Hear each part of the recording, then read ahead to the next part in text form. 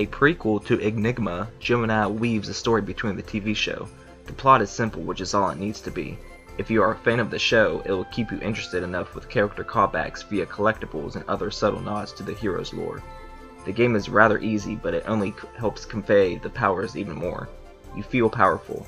Some superhero games get this wrong. You get all these powers and don't feel powerful. It's nice to have all these different powers and having different ways to annihilate your enemies.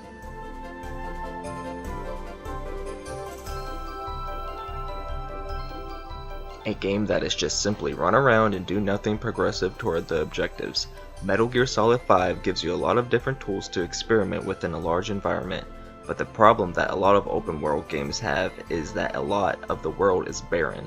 This game has enough variety with its outposts, items, and objectives that you don't really have a problem with it until you are done. The story has its strong points, but also has its low points, with some things obviously being completely cut out. Nonetheless, a very fun game to play. A water jet racing game in the vein of Jet Moto. There is an emphasis on doing tricks to gain boosts to help get in first place. You have to replay a lot of the races, time trials, and trick courses to gain enough money to upgrade your jet to even come close to getting first place in some of the later courses. It's a fun game to play in between other games, and the music and simple gameplay will keep you coming back. The sequel to Riptide GP2. It adds variety to courses like shortcuts and grind spots, and a story mode where you can unlock characters, courses, and more jets. The races are faster and more intense. Time trials and trick courses are back and require a lot more precision to get the top spots. It's a sequel done right. It adds a lot of welcomed additions while tweaking the gameplay to make it more addicting. This isn't a game you will play in between games now, it's a game you will want to sink some time into.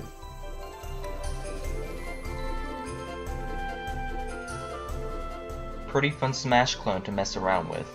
Very watered down compared to Smash. Controls are a little floaty. Online was non-existent.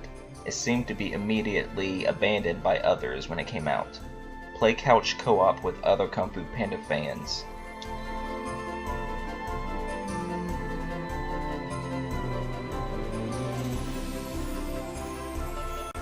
A great narrative fleshed out through two individuals while firewatching. Twists and turns in the story drag you along to what seems to be something underwhelming by some, but through further analysis is something provided by no other game. Beautiful visuals and music accompanied by talented voice work make this an unforgettable trek through the forest.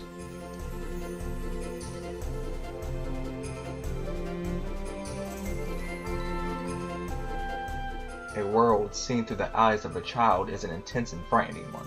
Among the Sleep puts you in this world, along with your teddy bear, and gives you the task to overcome your fears. This is a game with imaginative art design, as you are viewing your surroundings through the wondering eyes of a child. Some objects are exaggerated to be scary and ominous, making the most mundane areas and tasks scarier than they should be.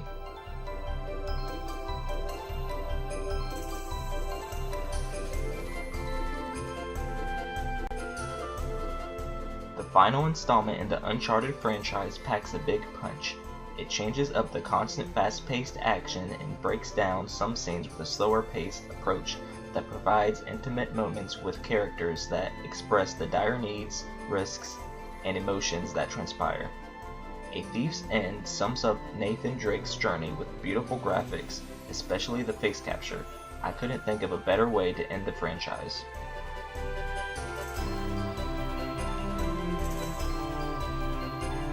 If you want a walking sim, here you go.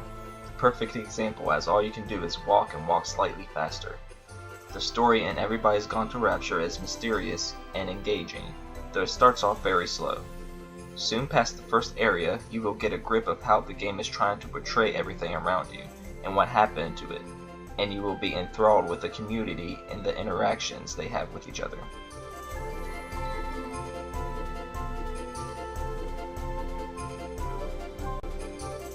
Counter Spy is a side-scroller that puts you in the shoes of a spy that needs intelligence of opposing factions. Each level is short and sweet, giving you different amounts of money to give you abilities or weapons that will make your next infiltration easier. The levels are randomly generated, making your next trip into a base as weary as your last and your next.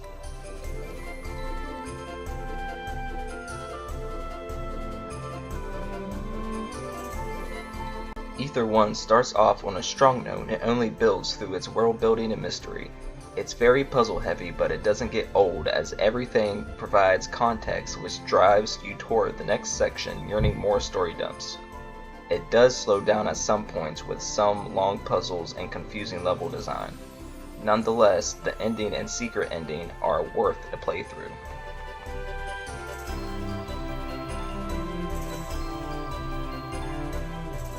Jaded on the game because I played it so much back on PS2. The worst of the trilogy, it is still a fun game to pick up and play. The story is silly, the songs are silly, the aesthetic is silly. It's simply a fun, silly game, nothing more.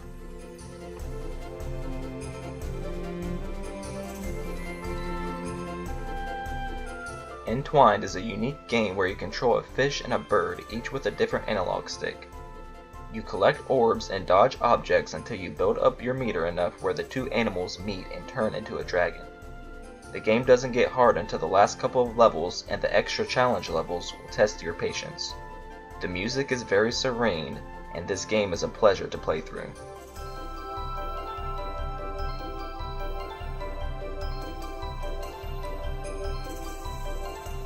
Plankton's Robotic Revenge is not a good game. It plays fine, but it is so mediocre and dry. You run into an area and shoot everything, then you go into the next area and do the same. There's no contextual punch to any of the weapons.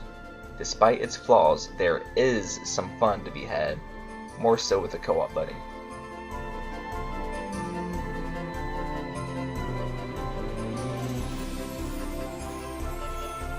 Soma is a beautifully crafted genius game. It makes the character feel important within the story, and in turn makes the person playing the game important. It questions the concept of life while forcing the player to subconsciously make opinions. It's creepy, it's haunting, it's smart. It knows what it's doing and it does it well. Don't spoil the game for yourself and go play it.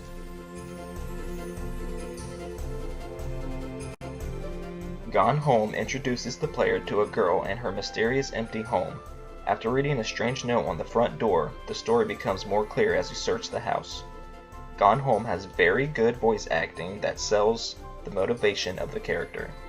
There's no kind of fighting or anything besides interacting with objects, but those interactions are more than enough to keep you engaged through this emotional narrative.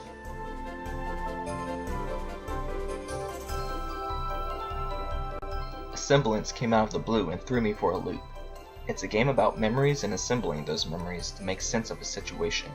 There was actually an entire meta mystery to this game that took a few days to solve to finally reach the last ending. Most of your interactions will be with the menacing and conniving computer that leads you through your memories. It's short and sweet and is only the first part on this journey. Can't wait to see what happens next. A cult hit released in 2000, American McGee's Alice takes place years after The Tale You May Know. It has a dark twist on the world of Alice with cynical and comical characters. It is a fun game but gets old quick. The quirky movement gets in the way a lot of the time, and the old graphics are not easy on the eyes. I didn't have a problem actually playing the game, but it was a slog to finish.